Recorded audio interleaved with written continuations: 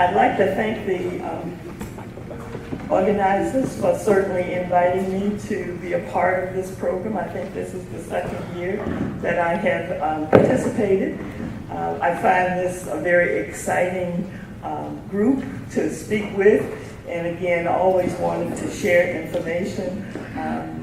We just heard that I am president and CEO of Brown & Associates, a small business that focuses on education and training in the non-communicable chronic diseases plus HIV/AIDS.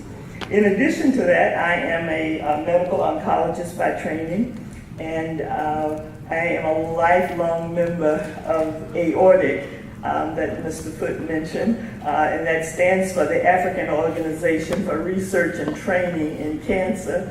It's an organization that started actually in the 80s, and we have been very active on the continent with training in the area of cancer in all of the countries in Africa, and we hold a conference every other year.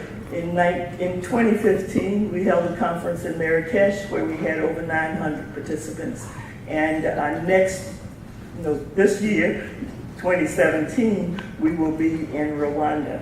And again, you can look AORTIC up on the website to register and go. It's a very dynamic program. We try to keep our cancer specialists and advocates on the continent and improving the care of our constituents there. And finally, I should indicate that I am president-elect of the National Medical Association, so all of you physicians and thank you. And other allied health professionals, please join us at our convention in Philadelphia at the end of July, starting on the 29th, and certainly for my installation on August 1st. Again, you're all welcome. We have a dynamic program, and in September we will also have a health program at the Congressional Black Caucus where we will focus again on health equity. Again, let's talk about the state of cancer in the Americas, where we talk about race, ethnicity, and health equity. Certainly, we know that cancer is a very complex disease. It's not just one entity, and I have a dynamic panel that's going to talk about some of those complexities, some of the advances that we've made. We know, unfortunately, that minorities have a greater impact in terms of cancers, the mortality, as well as the incidence in most of those diseases.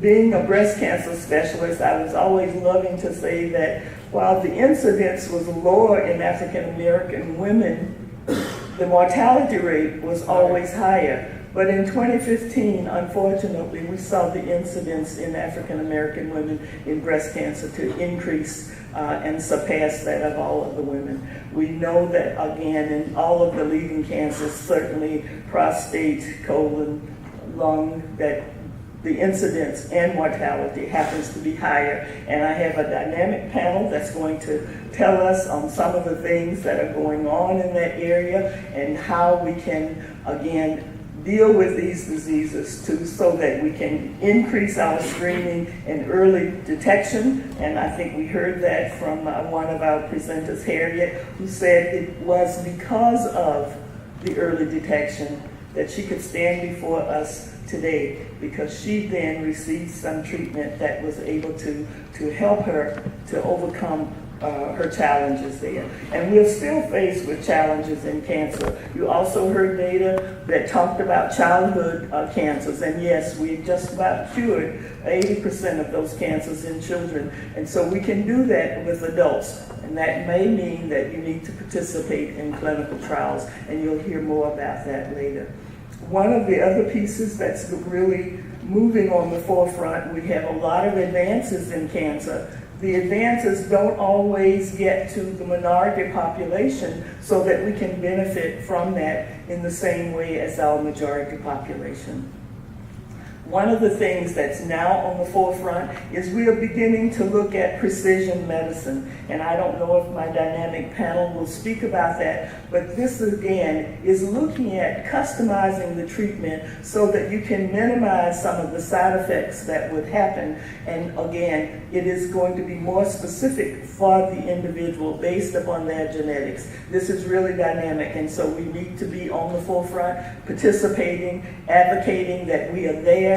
We are working to get those treatments in our communities and taking it again throughout the world, in the Caribbean as well as in Africa. Again, thank you for inviting me. I don't want to go over time, and I'm going to keep my panel.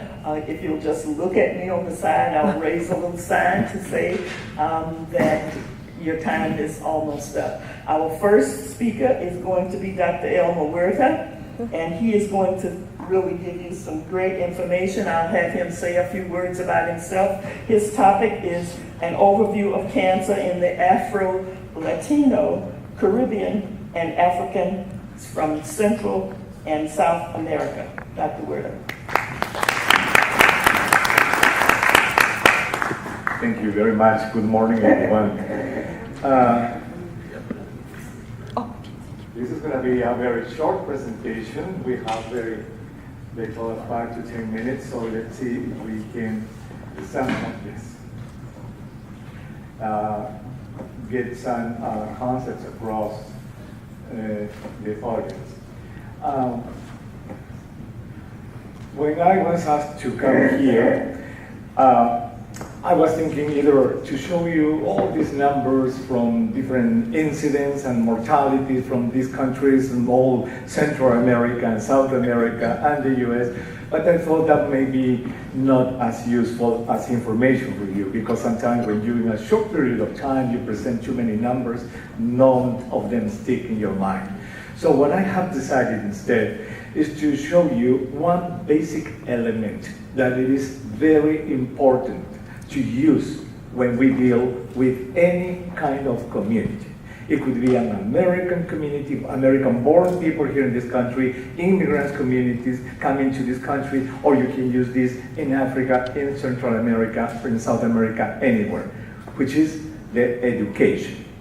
The education, the cancer education, and the release of cancer education to the public. So what I'm going to show you is our experience at the Washington Hospital Center right here in Washington, D.C. regarding the education. I am a medical oncologist by training. So I trained in Peru. I'm from Peru, South America, and I trained in medical oncology there. But after 8 years of practicing medical oncology, I was very successful in starting my practice. I decided to quit medical oncology for one reason. Is that most of the patients that were sent to me for cancer chemotherapy, cancer treatment, they had too advanced disease for my treatment to make any impact. In other words, 90% of the cases of breast cancer, 90% were already advanced. 90% of all cases of cervical cancer were already advanced. So what I was doing there? Giving chemotherapy to people who didn't have any benefit from it. So I decided to quit medical oncology and focus my attention in cancer prevention and control. And I did it using a very important tool, which is the media. Why the media? Because when I started to get my patients with very advanced cancer in Peru, I found out that most of these people, they didn't know anything about cancer prevention. They didn't know what a mammogram was. They didn't know what a pap smear was. They didn't know that colorectal cancer can be prevented. But guess what? All of them knew the soap operas. All of them knew the soccer scores and the life of the entertainment people in television and in the movies. That's what I found out. And I realized that if you use the media, if you provide education to the public over time in a consistent way, people may wake up, get alert, and opt towards the preventative and early detection side of cancer. That's when I came to this country almost 30 years ago. I did a fellowship on cancer prevention and control at the National Cancer Institute here, and I dedicated my professional life here at the Washington Hospital Center to do cancer education to the public, to the Latino community. And the basics, maybe the basic understanding of this whole problem is that here in the US, in Latin America, in Africa, all over the world, our healthcare system is based on the sick person. Mm-hmm. Yeah. That is something that we need to change. And let me show you this with some animations. This is the reality. What is that? What are these people doing right there? These people, what they are waiting is for a symptom to appear. It is only when the symptom appears, when somebody drops their weight or puts blood in their stool or has anything, what they do? They go to see the doctor and they create an extremely busy, illness-loaded primary care system, which is so loaded that they even use the emergency room as a medical facility. That is our healthcare system. We have this in the US, we have this in Latin America, in Africa, all over the place. So how can we change this paradigm? How can we convince these people to seek medical care when they have no symptoms? Can you imagine everybody going to a place without any problem, just to have a conversation with the doctor about prevention, just to have some checkups according to guidelines, like the way you take your car to the shop when the little orange light lights up and it's time to check up your car? Would it be nice to do that once in a while with your body in such a way that we can create a health promotion, disease prevention-based system instead of a sick person system? In such a way that the system that we create is less illness loaded. That's the challenge, and that's what we try to do. In other words, how to go from this, and I'm sorry to show you this, but this is the reason I left Peru. This is advanced breast cancer. You can see that. It's advanced disease.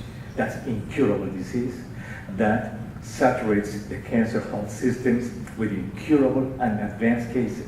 There's no money in Africa. There's no money in Latin America to treat these cases. When this woman goes to the hospital, the treatment of this woman is so expensive.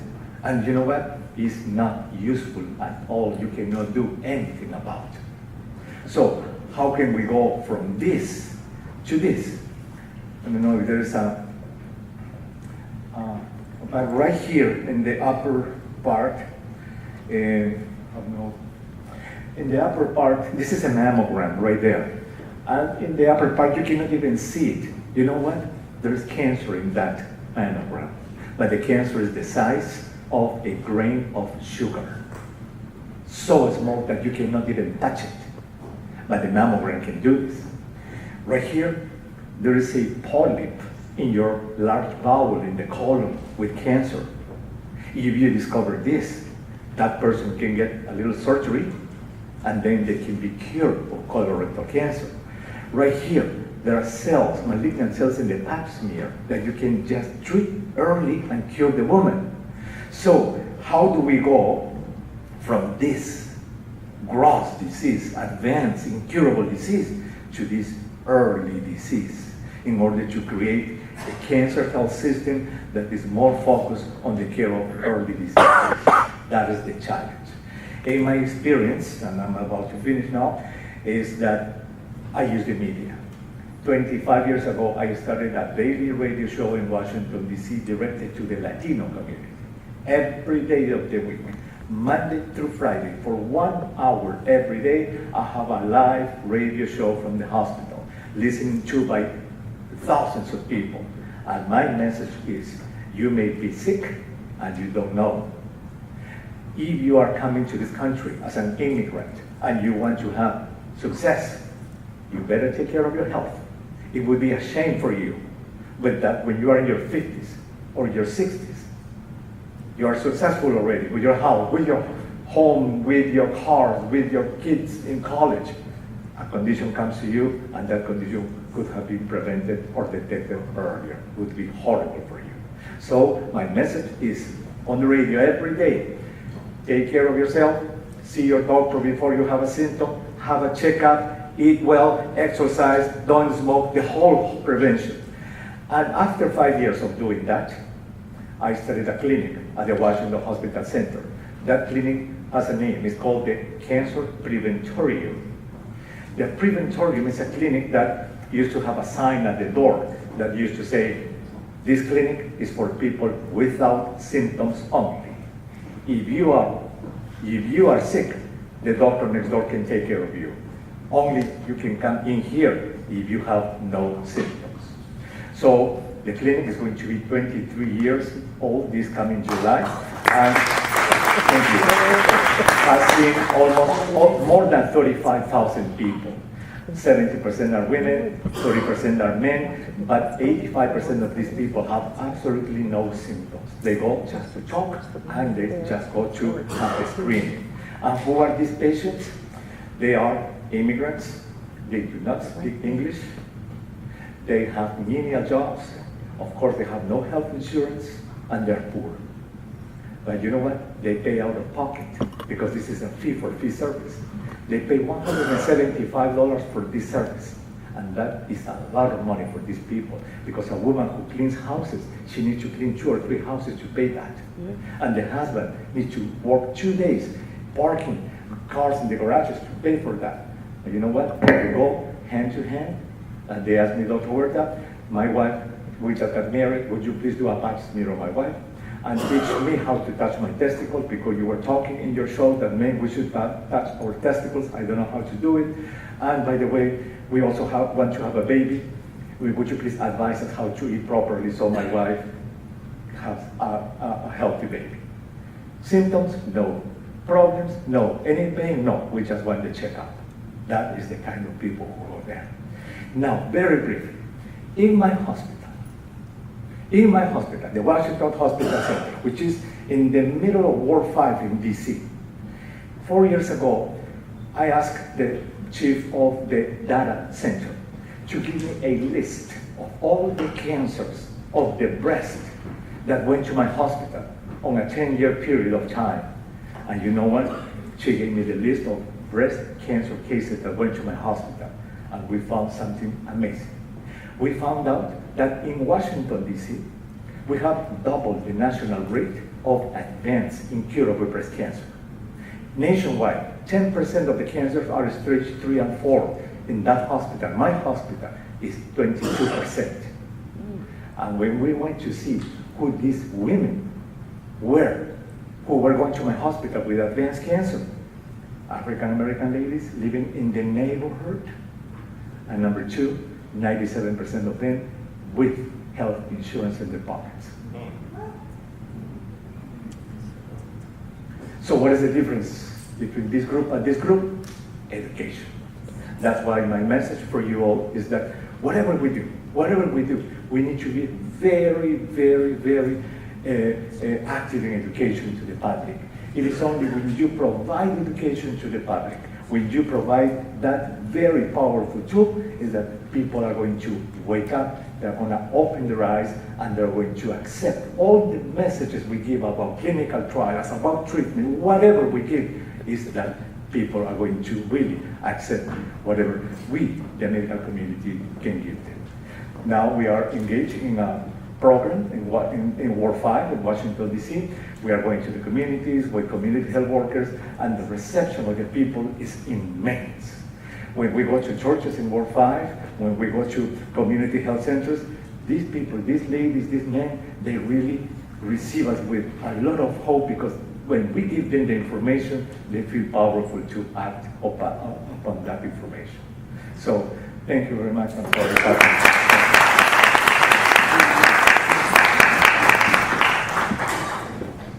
Thank you very much, Dr. Berta. And yes, education truly is the answer. We have to focus on prevention. Our next speaker is Reverend Cheryl Mitchell-Gaines.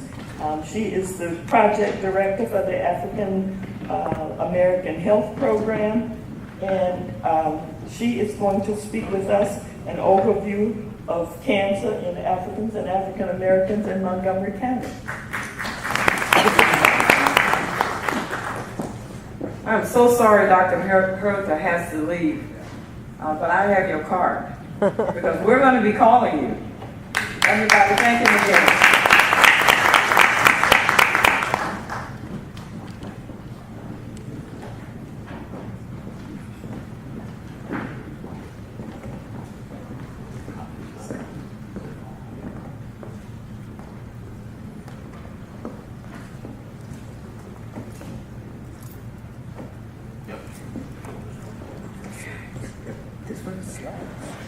Good morning, everyone. I too want to thank you all for inviting the African American Health Program to be here, but particularly for inviting me. I was sitting here saying, I'm not an expert.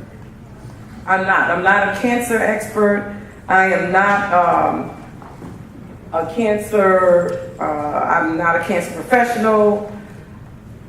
I don't know a lot of the statistics by heart. I'm not a doctor. So although I'm not a cancer expert, as Dr. Hertha was speaking, I realized I'm an expert in community. I'm an expert in people.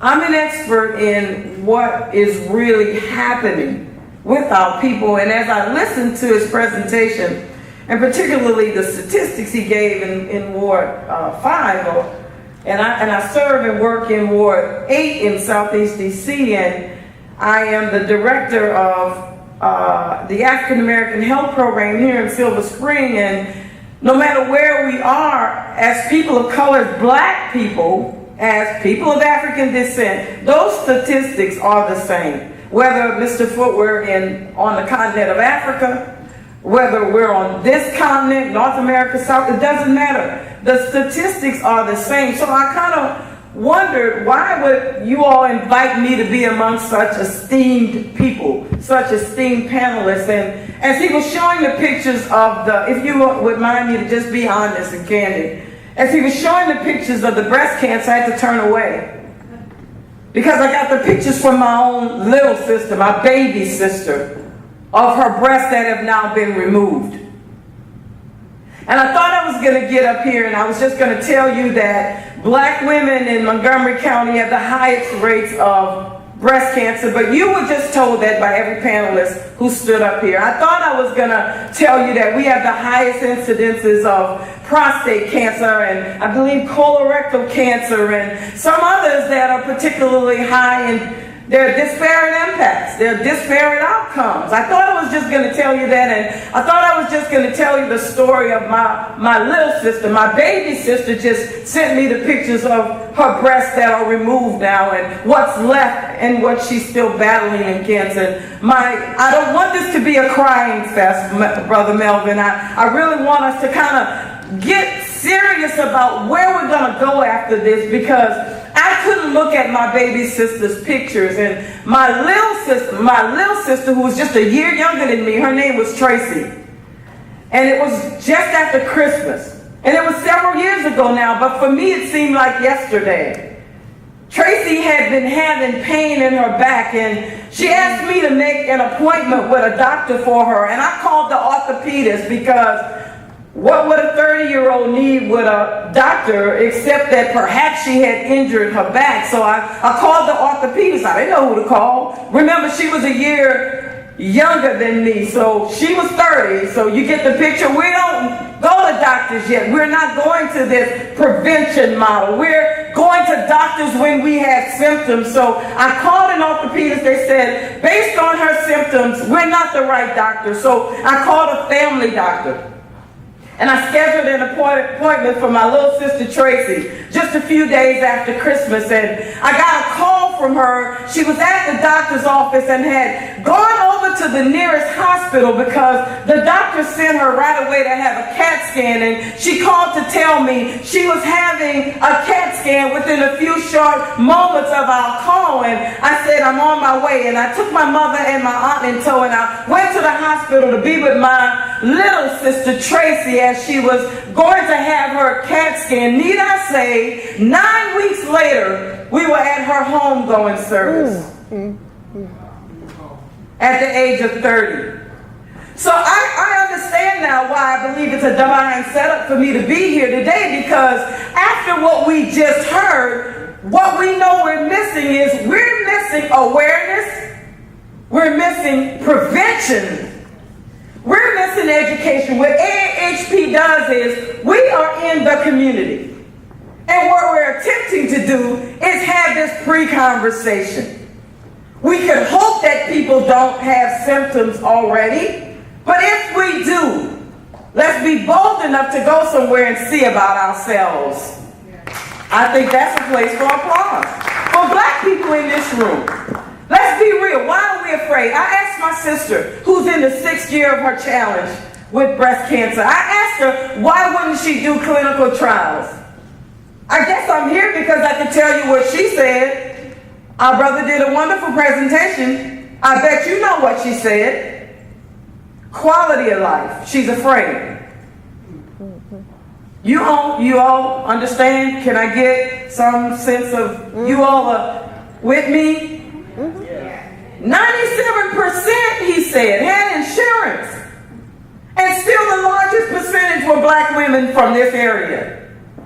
So I ask us, what are we going to do today? AAHP will come to your church, will come to your staff meetings in Montgomery County. We will come to wherever you convene to talk about these issues. We'll bring experts like Dr. Harrington and others that work with us. We will bring the expert on our staff. We have materials at the table. We have registered nurses who work with us, who will come to the homes of pregnant women, because we have a disparate impact of infant mortality in black women in Montgomery County. And guess who has the highest rate? Those of a higher socioeconomic status. Our services are free. Doesn't matter if you make $1 million a year or if you're on welfare, our services are still free. And why do you think women with a higher socioeconomic impact have this disparate rate? Well, we have our babies later. That's one, which makes us at higher risk for problem pregnancies. But we also think that we don't need it.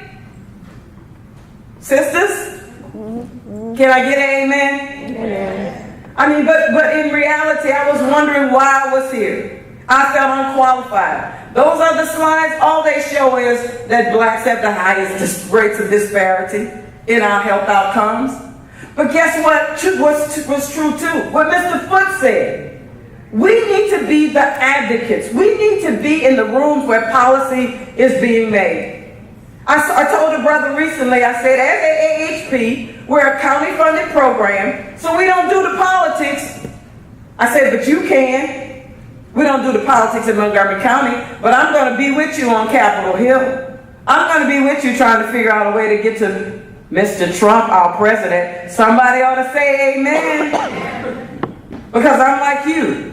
Money is green, and we need the resources. And it doesn't matter who's in charge of the resources. What matters is that we come to the table, and we find ways to together think about how we can make an impact.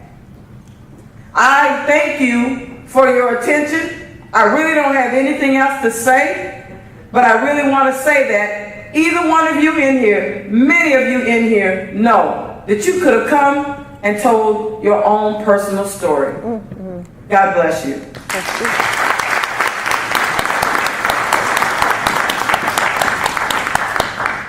Thank you, Reverend. Thank you. We know we should say amen. Amen. This is speaking the truth.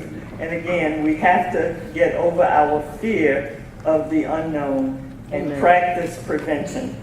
Thank you again. Our next speaker is the Associate Director for Prince George's County Health Department, and she's going to talk about an overview of cancer in African and African Americans in Prince George's County. Deborah Magruder.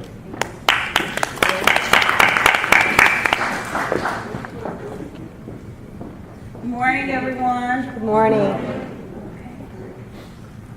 So I am am not going to even try to emulate the passion of Dr. Urta and Reverend Gaines, but because that was just remarkable. I think the words that they provided to you, they touch you, they should make everyone want to reach out, provide a lot more health promotion, disease prevention, because that's what we do at the health departments. What I'm going to do for you today is go over some of the incidence data.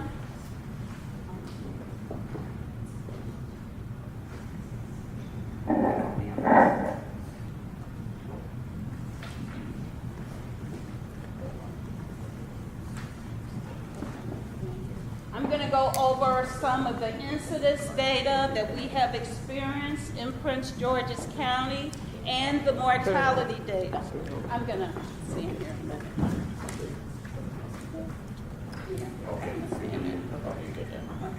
Thank you. Because as I said, it's powerful to hear their messages, but I think we need to wrap it around in the context of how many folks that we're talking about.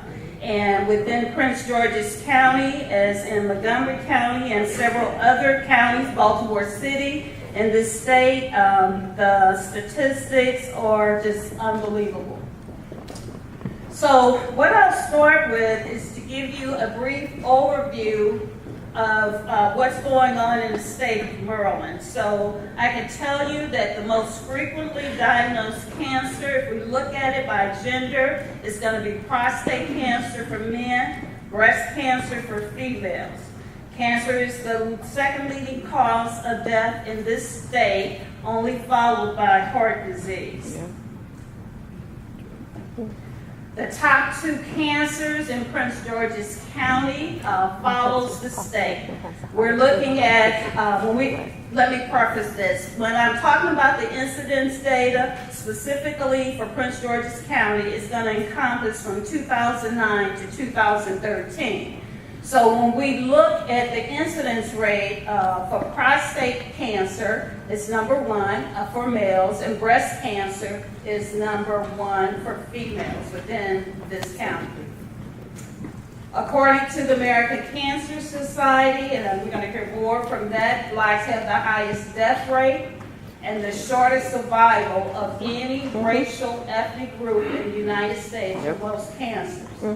We know that the causes of these inequalities are complex, and it's due to some social and economic disparities in addition to biological differences. We have biological differences.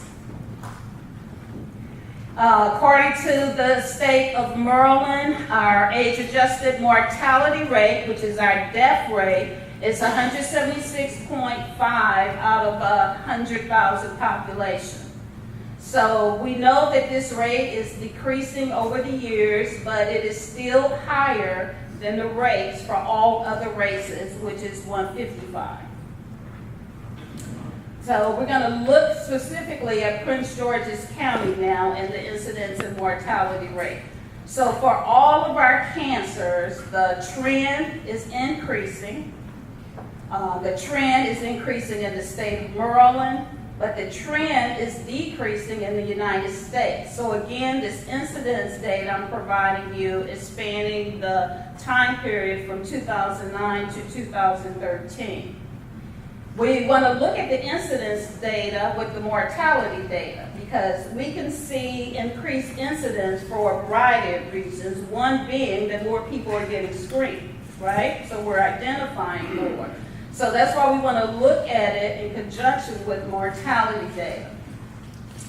So looking at the age-adjusted death rates due to cancer, for that same measurement period, we see that the trend is decreasing within Prince George's County, which is good.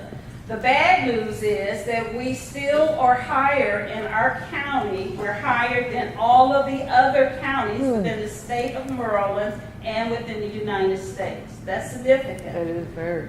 Prince George's County has 65% of the residents are either African American or African. So that is a huge number. Looking at the death rates due to all cancers, we're at 151 over 100,000 population, but the trend is decreasing. Looking at this same data and segmenting it by race, you see that the rates for Black or African Americans is 159.3, and you can see the comparison. So again, we see that over time, there has been a change over time. So the death rate due to all cancers is decreasing. Looking at it segmented by gender, look at the male number. So the males in Prince George's County have a much greater rate of death, mortality, than females. I'm going to look at some very specific cancers because they tell a story. So the lung and bronchus cancers. The trend is decreasing within Prince George's County.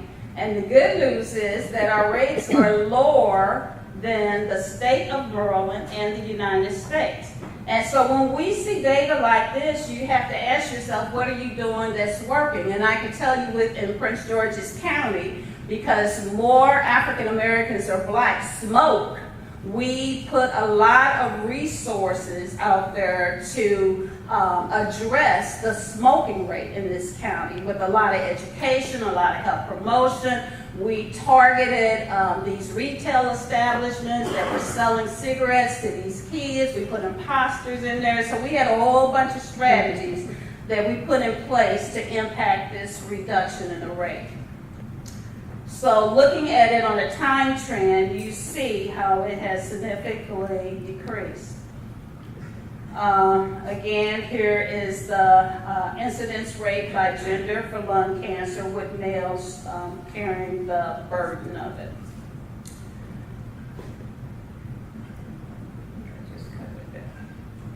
Okay. So now I want to look at the mortality rates for lung cancer. Right now, and I'm looking at 15 data. I'm going back from 13, which is the latest year we had for incidence data, and then I'm looking at 15 mortality data. Remember I said at the very beginning that it tells a story when you look at the incidence and you look at the mortality. So compared to, we were experiencing 40 deaths per 100,000 in 2013, and now in 15, we have dropped that to 30. So that's progress. And that progress comes with a lot of effort and education. So we're seeing a continuing decrease within the county for that. If you look at it by race, you see they're very close. Let's take a look at breast cancer. So our incidence rate is 124 per every 100,000 females in Prince George's County. The bad news is that the trend is increasing and the rates are higher than the United States. However, our rates are lower than looking at the total rates for the state of Maryland. Look at this change over time. Why? So can anybody tell me a good guess or reasons why you see that huge spike in the incidence of breast cancer? Screening. Mm-hmm. Okay, thank you. So let me speed up a little bit. So, okay, I'm going to speed up. Looking at the incidence rates by race and ethnicity, you see African Americans and Black have the highest. Our death rates, the trend is decreasing. The bad news is that we're still higher compared to the United States rates and the overall rate in the state of Maryland. But you can see for the death rate, we're making progress, we're decreasing. So looking at, again, comparing that to 2015, the trend is continuing to decrease. We went from 26.2 in 13 to 22.7 in 15. Look at the difference, though, for breast cancer mortality rates for Black women compared to white women in Prince George's County, or significant. Colorectal, I So our trend is decreasing, our rates are lower in Prince George's County compared to Maryland in the United States. You can see the change over time. Again, but look, what's significant here is look at the male rate. But with our death rates, we see that they're decreasing, but they're still higher in Prince George's County than they are in the United States and the state of Maryland. Here is a look based by race and ethnicity for colorectal. Prostate, and I said at the very beginning that the two most common types of cancer is prostate in males and breast cancer in women. So looking at this, we see that we're decreasing, but our rates in Prince George's County are higher. And you can look at that over time. And I'm going through the slides. Okay, so this is just a chart that shows you with all of the cancers where we are compared to the U.S. and compared to Maryland. I don't feel like I've been here for 8 minutes, but okay.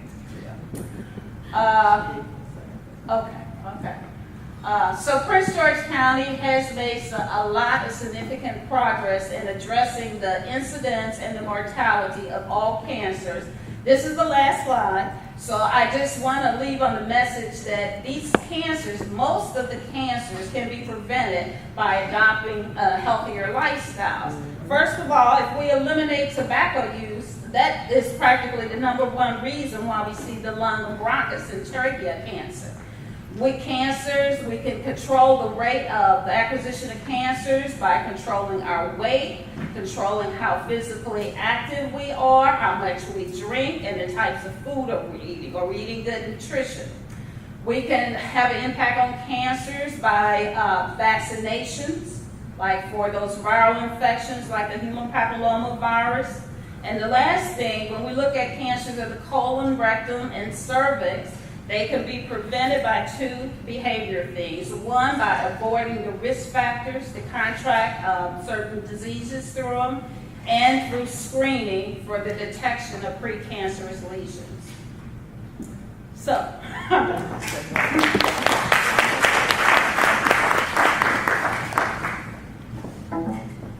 Thank you again, Ms. McGruder. And I certainly will say that Prince George's County is not very different than Montgomery County or Washington, D.C. And in certain diseases, it's the difference in terms of the population. And when we have data that comes in to say the state of cancer is changing, we're making a dent in getting a lower mortality rate, you need to look at that based upon race and ethnicity, because it does not hold true in terms of the same. So now our final speaker on this panel is Ms. Benita Panino. She is the Government Relations Director at the American Cancer Society, Cancer Network, and her topic is how can we decrease the burden of cancer in the minority community through the legislative process. And that's really a good segue to bring our panel to its end, because I want you to keep in mind that the Affordable Care Act is back up to be under attack, and what they're going to attack is pre-existing conditions and giving states the option to opt out so that you will have a higher insurance rate. I love this legislative, and I'd love to hear the comments. So thank you, Ms. Panino.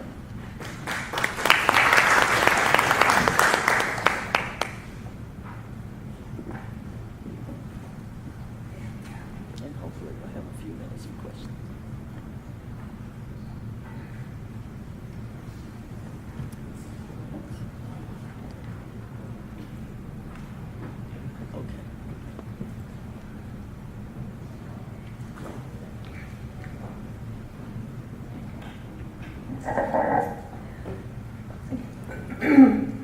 Our panelists before me did a really excellent job. I really feel like I've been set up in a really good way to do this. Good morning, Morning, yes. Good morning to everyone. Thank you so much for inviting me to give this presentation to thinking about the work that the American Cancer Society Cancer Action Network does in our communities to help address the cancer burden. I'm going to look closely here at what we're doing in the District of Columbia, in Maryland, and in Virginia, since that's our surrounding area. I'm going to bring it there. Private money as well as federal money, local government money has gone into addressing cancer issues, doing a lot of research. We've come a long way in the research. We heard about clinical trials earlier. There's funding that goes behind that, and that has come up with some wonderful research. So we have great treatments, but how do we make those available to everyone? Wonderful scientific breakthroughs that we've had. We know that through screenings we can find cancers earlier, and now because of the research we've done. And we also know, as mentioned just prior, is that healthy living will make a difference as well. So thank you very much. What do we see on the screen? Here we go. Can we make that the slideshow, please? Thank you. There you go. Go right ahead.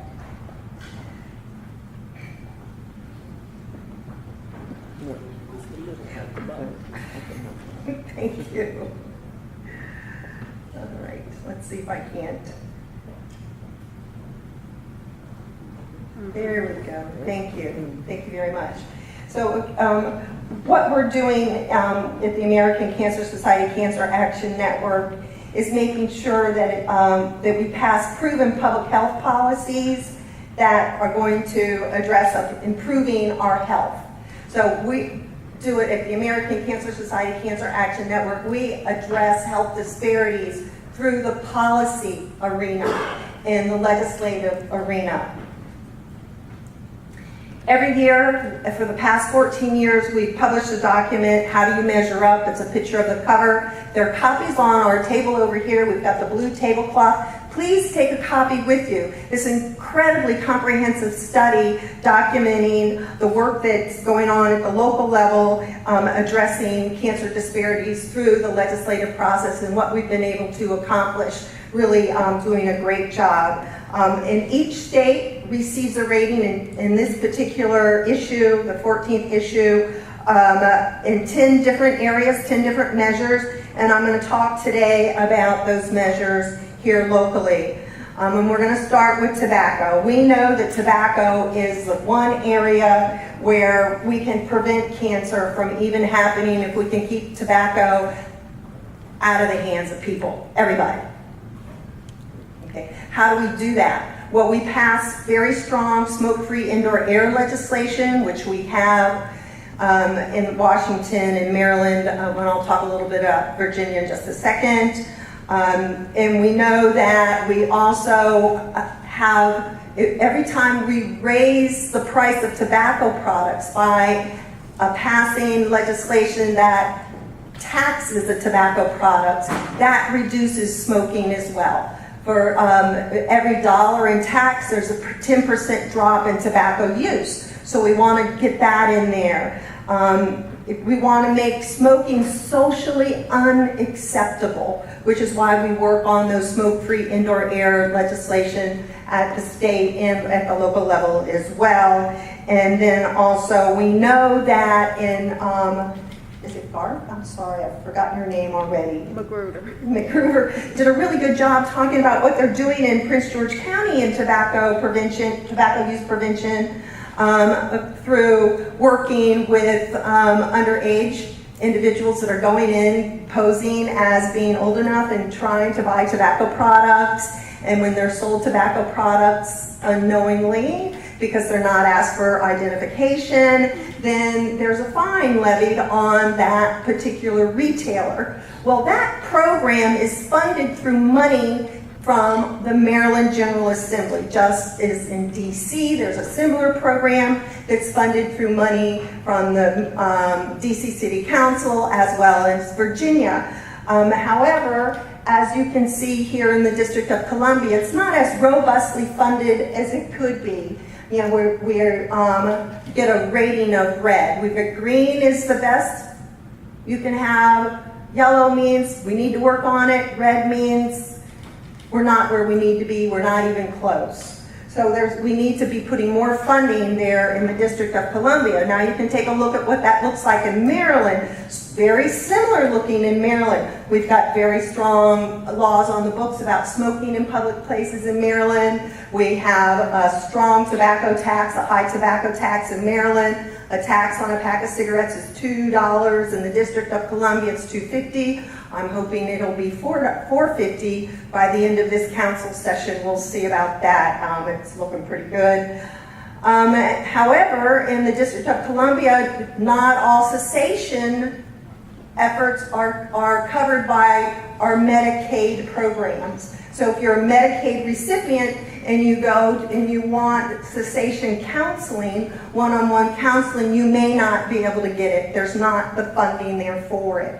It's not covered. And then again, totally underfunded for providing prevention services. Maryland, the District of Columbia have a quit line, a 1-800 number. I quit now, 1-800-QUIT. I'm not sure what those numbers are, what the phone numbers are. But again, those programs are underfunded. Again, the programs where we hire and work with youth and we go out into the community and educate, those are underfunded programs, and we want to get more funding into those programs. Again, we work on doing that in Maryland, the District of Columbia, and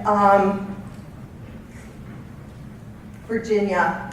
Not a pretty picture in Virginia, as everybody in this room I'm sure is aware. Virginia is the home of Philip Morris. They've moved their headquarters there. Altria's there. And just about every U.S. manufacturer of tobacco products now lives and breathes in Virginia. I'm a Virginia resident, although I was not born there. I was raised there since a baby. And honest to goodness, I know I'm not supposed to swear, but I swear in Virginia we're born with a cigarette in our hand. And we need to do something about that, and we are working our darndest to do it, but the funding that the tobacco industry puts into their advocacy work, puts into their government relations work, we cannot match that. Billions of dollars that they put into what they do to keep their product on the street, to keep their product killing our youth and our adults. It's hard to combat. So we go at it through a legislative process. Again, as you can see, we're struggling in Virginia. I want to move on now to our prevention and early detection. We don't have to cure cancer if we can prevent it. Dr. Huerta already spoke to that. If you're healthy, you don't go. What we want to do is make sure that they're in the areas where we work in every state in the union, that we all can go in and have preventative checkups. We can go and have our checkups for breast and cervical cancer through our state breast and cervical cancer programs. Currently, you can see that we're underfunded in the District of Columbia there, but we have done very well with preventing skin cancer through our indoor tanning restrictions. Maryland, kind of opposite there. Youth can use indoor tanning as long as they have a signed permission from their parent. Like, it's okay to go and get a suntan in a tanning parlor where we know we could be preventing cancer, as well as we've got some funding for the breast and cervical cancer program, not as robust as it needs to be. Again, these are funded through state matching money, and federal money matches what the state puts forward. So we need to be putting more money into this so we can provide more free screenings for women who are what I like to call under-resourced. They're not underserved, they're under-resourced. And we need to be reaching out to these women. We need to fund these programs so that we can do that. And then in Virginia, we're working on legislation in both of these areas, increasing funding for breast and cervical cancer program. Virginia is severely underfunded in their breast and cervical program. Just 17% of what the Centers for Disease Control recommends. And then in Virginia, you can be as young as 15, without parental consent and use an indoor tanning parlor. These are people that are going to grow up and they're going to get skin cancer, and it's going to be a burden on all of us. That'll be fewer resources to go around for all of us. All right? So, and then the last area I want to address is access to care. Incredibly important for all of us, no matter where you live, no matter where you are. This is something that we're going to continue to work on. We know through multiple studies that by having access to care, we're going to prevent not only cancers, but all the other chronic diseases. And this is spoken earlier. We do work it on a local level as well as a federal level on access to care with the reauthorization of the reauthorization. Don't I wish it was just a reauthorization? Repeal and replace of the Affordable Care Act. This is something that is a huge concern to all of us. As you can see, we still have some access issues to deal with in the District of Columbia. We still have some to deal with in Maryland as well. We're doing better there in Maryland. In Virginia, it's a mixed bag with some areas of access. What I want to end up sharing with you is that in addition on the back table, there is a petition. We talked about cancer research. We talked about funding for cancer research earlier with one of our other presenters. I believe it was Dr. Foote might have mentioned this. We have a crisis coming at us quickly with funding for the National Institute of Health. Our president is making overtures of reducing that budget by significant amounts. We're talking billions of dollars. I brought with me over on the table in the center on the wall over there is a petition to your member of Congress urging them to fund the National Institute of Health $2 million over the next 2 years. $2 billion. I urge you to sign that petition. Please put your full address on there. We need your full address so it'll get to your member and not my member, because it may be your member that's going to make a difference in this vote, as well as if you will share your email address with us, we will put you on our distribution list, and you'll get regular updates about what we're doing at the federal level, as well as at the state and local levels. Certainly, if you're not interested, you can opt out of that as well. But that way you can be notified when Congress is getting ready to take a critical vote on a critical issue that means something to everybody in this room. You can take action. You can use the system that we send you to send a letter to your member of Congress or your local council member or your member of the Maryland General Assembly or the Virginia General Assembly at those critical junctures. So we would appreciate you being a part of that. So please pick up our report, How Do You Measure Up? It is a comprehensive report, again, on what we're doing legislatively, how we're addressing cancer through the legislative process, as well as there are a couple of handouts there specific to Maryland and the District of Columbia and Virginia. And please, please, please, please sign that petition.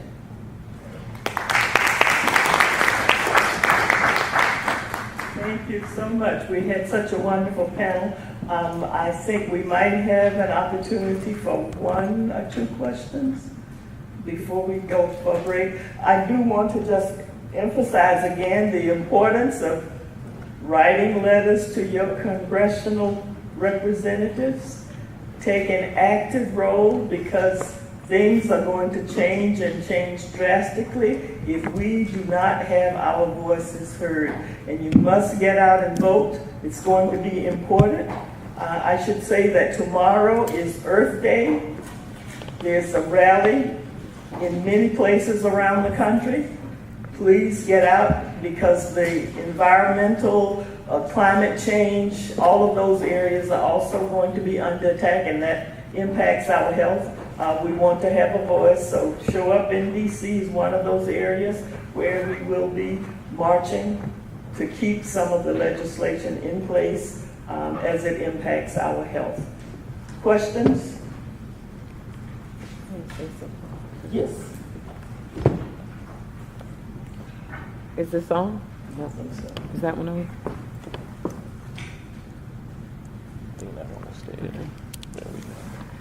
What we have outside is the African American Health Program table that you've seen on your way into the room. I would ask that everyone sign up for us to be able to get back with you about how we can come into the community to engage you right where you are, you and your family. We have the family engagement model where we will bring our resources to your family. We have the faith community model. We have a representative here today from Bethel World Outreach, where we get our first pastoral health promotion summit.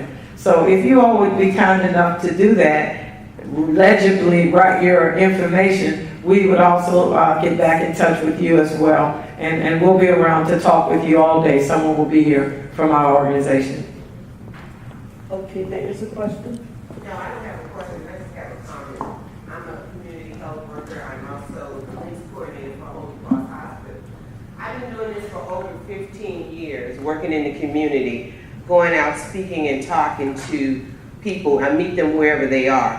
One of the things that each and every one of us could have to start doing is, we gotta do more of this coming together, talking about the issues, and not only talking about the issues, we got to start moving into the communities where we see that these zip codes, where we have all these issues, and make some changes. Change begin with each and every one of us. Amen. We got to start going out. We got to demand at these churches and make changes in the schools, because we've just been sitting around for years, continue having the same conversation. When is the change is going to take place? Change have already began. But we, each one of us, are held accountable for making the change in the United States, in Africa, and throughout the world. So the more we just continue to talk about it, but what are we going to do? When are we going to start making more community health workers on the lower level? When are we going to start taking charge and really move into these communities where we are out there really having these kind of talk? When you see these rappers and stuff talking all that foolish, we need to reach out to them and say, stop talking the foolish talk. Let's start talking about saving women and men lives. We got to make some changes. Change begin with each and every one of you. Thank you. Thank you. Hello, I just want to piggyback on what she just said. And I think to listen to her, I realize there are health department people on the panel. And I think some of the things that we need to do is looking at the communities and getting community health workers from that community. Because it is important for the community to hear from people who look like them, who have access, who understand their culture. And so right now, I work with the Office of Minority Health. And one of the things that I'm grappling with is, with the community health workers, we're getting the well-educated people, the people with degrees, while when you go back onto the continent, the community health workers are usually the moms, the grandmas who did not go to school but have the culture and also know how to help the community. So as you're looking at your community health workers, I think that's a model that we need to start thinking about that. How do we do that? How do we bring the community in? Not because they have a degree, but because they have the love for the community, and that the community trusts them enough to listen to what it is that they want to do. Thank you. Thank you. I'd just like to If I could make a statement about that, about the African American Health Program, we have a very diverse group of community health workers. And what we do is we're recruiting from the community. Some of our young people that have come, they call them ambassadors. And Dr. Adrian, he coined the term for AAHP. We want ambassadors in the community. So thank you for that. I think that's a very good suggestion. Thank you very much. Can I give an example of that? Yes, I agree also, and I'm going to give you an example of why that's important. We actually derive our community health workers When we were operating a very large cancer prevention program at Prince George's County, so it was colorectal and it was cervical and breast, we had community workers, but we kept seeing these African women of African descent, that would present to us at such late stages of the disease. I mean, those pictures that Dr. Urtis saw, we dealt with that on a continual basis, and we asked the question, well, wait a minute.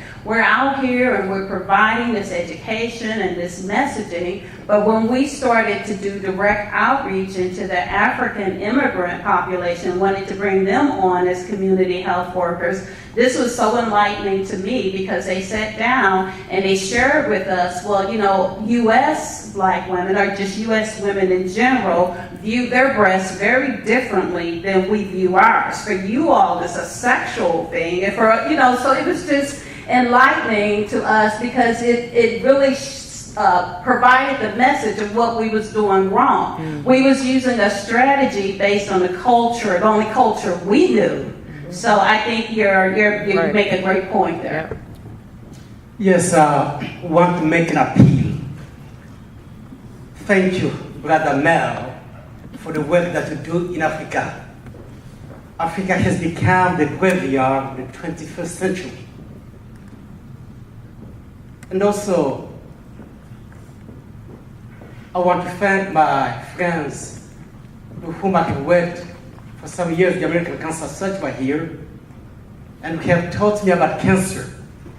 I spent some weeks in Angola and the Congo, seeing what is going on in terms of cancer. But again, in this country, having worked the American Cancer Search for some years, I know that many people whom we use in terms of navigators, health educators, health promoters, most of them came from the African immigrant community. And when I look just this room, I see that there are many people who are from the African immigrant community. In fact, many of them just quite acquainted with because of the work that I did. I'm making an appeal to all the faith-based community leaders who are here to see me after the meeting. Because what is going on in our community here is so terrible.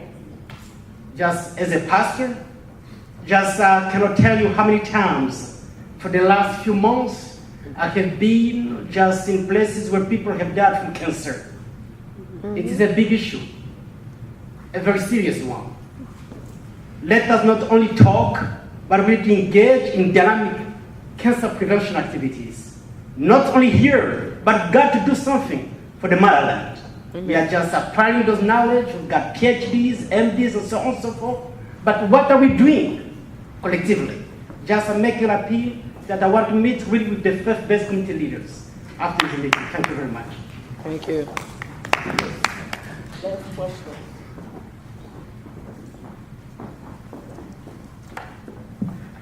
Good morning. Just want to thank you all for your presentation. And it's very warming to hear from you. And what you were saying about we need not just to talk, but we need to do the walk. And in doing the walk, a lot of times funding is the critical problem. Because there are a lot of small organizations, which I'm also one of them, that need funding. We can do all what we can do, and even Pacha Foundation is one of them too. How can you get us access to funding?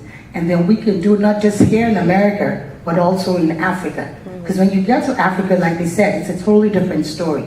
The things we take for granted here that we have it's gold over there.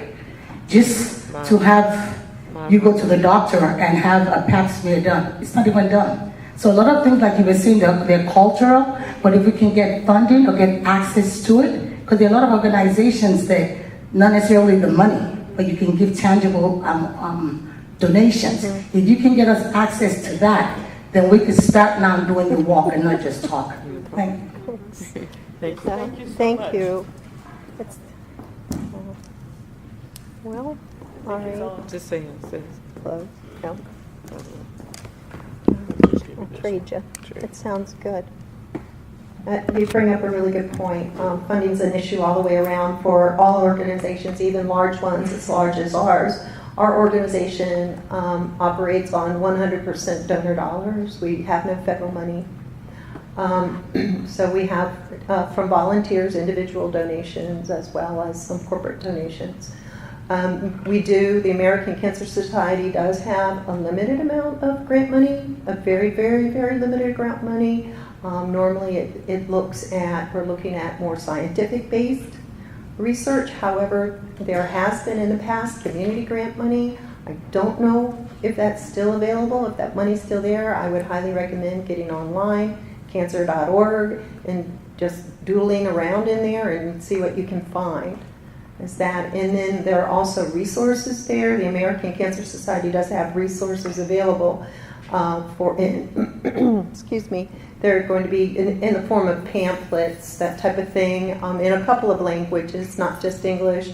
I know our second most popular language pamphlet is provided in the Spanish language, and then there are others as well. So there may be pamphlets that you can order from us online and get those. And there are certain foundations that will fund nonprofit organizations, and again, you can look under health foundations and put in your topics to Google them. Certain state and local governments will have some funding as well. And again, thank you. One last statement on that. Our services are free, and we would love to be able to leverage some of what we are doing here in Montgomery County with your organization and others. So like Dr. A challenged the faith community to see him, I would like to see you afterwards as well. Thank you. I want to thank our panel and thank everyone. This has been very enlightening, and I'm sure they're available for questions at the break. Sure. Thank you. This was good. Thank you. Thank you. Well done. You too.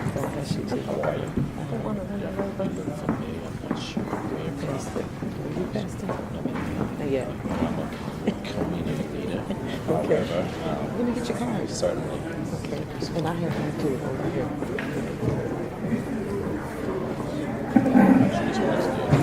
Can you all hold on a minute, please? I just got word that there's somebody that has information on how to get federal funding. So, just a minute, please, just a minute. So we have notepads on the table, so you can write down the information, please. Yes, please write down this information. There's the Office of Minority Resource Center, and what they do is, somebody was talking about foundation funding. They would go and look for agencies that would fund your program for you. So they will match your program with an agency, and you don't have to pay anything for it. And the number you can call is